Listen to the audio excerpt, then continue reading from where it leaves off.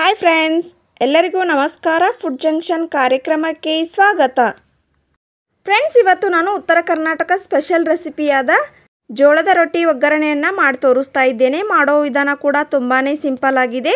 ಈಗಿನ ಬ್ರೇಕ್ಫಾಸ್ಟಿಗೆ ಹೆಲ್ದಿಯಾದಂತಹ ಜೋಳದ ರೊಟ್ಟಿ ಒಗ್ಗರಣೆಯನ್ನು ಹೇಗೆ ಮಾಡುವುದು ಅಂತ ತೋರಿಸ್ಕೊಡ್ತಾ ಇದ್ದೇನೆ. ಹಾಗಿದ್ರೆ ಮಾಡಲು ಬೇಕಾಗುವ ಸಾಮಗ್ರಿಗಳು: 1 ಕಪ್ ಈರುಳ್ಳಿ, ಅಚ್ಚ ಖಾರದ ಪುಡಿ, ಶೇಂಗಾ, ಕೊತ್ತಂಬರಿ ಸೊಪ್ಪು, ಉಪ್ಪು, ಜೀರಿಗೆ, ಕರಿಬೇವು ಸೊಪ್ಪು, ಟೊಮೊಟೊ ಹಣ್ಣು, ಅರಿಶಿನ ಪುಡಿ, ಜೋಳದ ರೊಟ್ಟಿ. ಇವಾಗ ನಾನು ಜೋಳದ ರೊಟ್ಟಿಯನ್ನು ಸಣ್ಣಗೆ ಗ್ರೈಂಡ್ ಮಾಡಿಕೊಂಡು ಈ ರೀತಿಯಾಗಿ ಮಾಡ್ಕೊಂಡಿದ್ದೇನೆ. ಇದನ್ನು ಹೇಗೆ ಮಾಡುವುದು ಅಂತ ತೋರಿಸ್ಕೊಡ್ತಾ ಇದ್ದೇನೆ. ಮೊದಲ ಕಡಕ್ ರೊಟ್ಟಿಯನ್ನು ಈ ರೀತಿಯಾಗಿ ಸಣ್ಣದಾಗಿ ಕಟ್ ಮಾಡ್ಕೊಳ್ಬೇಕು. ನಂತರ ಮಿಕ್ಸಿ ಜಾರಿಗೆ ಹಾಕಿ ಇದನ್ನು ಗ್ರೈಂಡ್ ಮಾಡ್ಕೊಳ್ಳಿ. ಜಾಸ್ತಿ ಸಣ್ಣ ಮಾಡ್ಕೊಳ್ಬೇಡಿ, ಈ ರೀತಿಯಾಗಿ ಬಂದರೆ ಸಾಕು. ಇದನ್ನು ಜರಡಿಯ ಮೇಲೆ ಹಾಕಿಕೊಳ್ತಾ ಇದ್ದೇನೆ.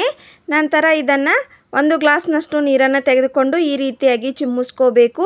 ನಂತರ ಕೈಲೇ ಇದನ್ನು ಮಿಕ್ಸ್ ಮಾಡಿಕೊಳ್ಳಿ. ಈ ರೀತಿಯಾಗಿ ಮಾಡಿಕೊಳ್ಳೋದ್ರಿಂದ ರೊಟ್ಟಿ ಉದುರಾಗಿ ಬರುತ್ತೆ. ರೊಟ್ಟಿಯನ್ನು ನೀರಿನಲ್ಲಿ ಹಾಕಿ ಒಗ್ಗರಣೆ ಮಾಡ್ಕೋಬಾರ್ದು, ಅದು ತುಂಬಾ ಜಿಗುಟಾಗಿ ಬರುತ್ತೆ. ಈ ವಿಧಾನದಲ್ಲಿ ಒಮ್ಮೆ ಮಾಡಿ ನೋಡಿ, ತುಂಬಾ ಸೂಪರಾಗಿ ಉದುರಾಗಿ ಬರುತ್ತೆ. ಇವಾಗ ನಾನು ಗ್ಯಾಸನ್ನು ಆನ್ ಮಾಡಿಕೊಂಡು ಒಂದು ಪಾತ್ರೆಗೆ ಎಣ್ಣೆಯನ್ನು ಹಾಕಿಕೊಂಡು, ಎಣ್ಣೆ ಬಿಸಿ ಆದಮೇಲೆ ಶೇಂಗಾವನ್ನು ಹಾಕಿಕೊಂಡು ಫ್ರೈ ಮಾಡಿಕೊಳ್ಳಿ. ಚಟಪಟ ಅಂತ ಸೌಂಡ್ ಬರಬೇಕು, ಆವಾಗ ಶೇಂಗಾ ಚೆನ್ನಾಗಿ ರೋಸ್ಟ್ ಆಗಿರುತ್ತೆ. ಇವಾಗ ನಾನು ಚಿಟಿಕೆ ಜೀರಿಗೆಯನ್ನು ಹಾಕಿಕೊಳ್ತಾ ಇದ್ದೇನೆ. ನಂತರ ಕರಿಬೇವು ಸೊಪ್ಪನ್ನು ಹಾಕಿಕೊಳ್ಳಿ. 1 ಕಪ್ನಷ್ಟು ಈರುಳ್ಳಿಯನ್ನು ಹಾಕಿ 1 ಕಪ್ನಷ್ಟು ಟೊಮೊಟೊ ಹಣ್ಣನ್ನು ಹಾಕಿ ಚೆನ್ನಾಗಿ ಫ್ರೈ ಮಾಡಿಕೊಳ್ಳಿ. ಈರುಳ್ಳಿ ಟೊಮೆಟೊ ಎಣ್ಣೆಯಲ್ಲಿ ಚೆನ್ನಾಗಿ ಫ್ರೈ ಆಗಬೇಕು. ಮೀಡಿಯಮ್ ಫ್ಲೇಮ್ನಲ್ಲಿ ಇಟ್ಟು ಇದನ್ನು ಫ್ರೈ ಮಾಡಿಕೊಳ್ಳಿ. ಇದು ಬೇಗ ಫ್ರೈ ಆಗಬೇಕು ಅಂದರೆ ಸ್ವಲ್ಪ ಉಪ್ಪನ್ನು ಹಾಕಿಕೊಂಡು ಫ್ರೈ ಮಾಡ್ಕೊಳ್ಳಿ, ಬೇಗ ಫ್ರೈ ಆಗುತ್ತೆ. ಇವಾಗ ಸ್ಪೂನ್ನ ಸಹಾಯದಿಂದ ಈ ರೀತಿಯಾಗಿ ತಿರುಗಿಸಿಕೊಳ್ಳಿ. ಇವಾಗ ಚೆನ್ನಾಗಿ ಫ್ರೈ ಆಗಿದೆ. ಈಗ ನಾನು 2 ಟೇಬಲ್ ಸ್ಪೂನಷ್ಟು ಅಚ್ಚ ಖಾರದ ಪುಡಿಯನ್ನು ಹಾಕಿಕೊಳ್ತಾ ಇದ್ದೇನೆ. ಚಿಟಿಕೆ ಅರಿಶಿನ ಪುಡಿಯನ್ನು ಹಾಕಿಕೊಂಡು ಚೆನ್ನಾಗಿ ಮಿಕ್ಸ್ ಮಾಡಿಕೊಳ್ಳಿ. ಫ್ರೆಂಡ್ಸ್, ನಾವು ಆಗಲೇ ರೆಡಿ ಮಾಡಿಕೊಂಡ ರೊಟ್ಟಿಯನ್ನು ಈ ಪಾತ್ರೆಗೆ ಹಾಕಿಕೊಳ್ತಾ ಇದ್ದೇನೆ. ನೋಡಿ ಫ್ರೆಂಡ್ಸ್, ಎಷ್ಟು ಚೆನ್ನಾಗಿ ಉದುರಾಗಿ ಬಂದಿದೆ ಅಂತ. ಈಗ ಸ್ಪೂನ್ನ ಸಹಾಯದಿಂದ ಈ ರೀತಿಯಾಗಿ ಒಮ್ಮೆ ತಿರುಗಿಸಿಕೊಂಡು ಚೆನ್ನಾಗಿ ಮಿಕ್ಸ್ ಮಾಡಿಕೊಳ್ಳಿ.